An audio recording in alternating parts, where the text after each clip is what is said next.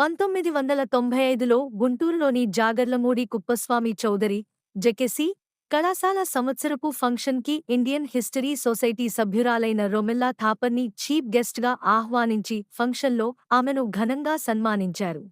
సన్మానం చివరి దశలో అంతకు ముందు ఫంక్షన్ ఏర్పాటు చేసిన కమ్మకుల పెద్దలు తయారుచేసిన ఒక పేజీని ఆమె చేతిలో పెట్టి సంతకం చేయమని అడిగితే ఆ పేపరు చదివి ఉలిక్కిపడిన ఆమె ఏమాత్రం మొహమాటానికి పోకుండా సారీ చరిత్రను నేను తిరిగి రాయలేను అని ఆ పేపర్ వాళ్ల మొఖాన కొట్టి అక్కడనుంచి వెళ్ళిపోయింది. ఆ పేపర్లో వారు రాసుకున్నది ఏమిటంటే కాకతీయులు కమ్మోళ్ళు అని ఆమె సర్టిఫై చేస్తున్నట్లు రాసుకున్నారు. సన్మాన తన్మయత్వంలో ఆమె ఆ పేపర్ మీద సంతకం చేసినట్లయితే కాకతీయులు కమ్మోళ్ళుగా మారిపోయేవారు. చరిత్ర మీద దాడి చేయాలన్న కమ్మోళ్ల ప్రయత్నం ఆ విధంగా విఫలమైంది.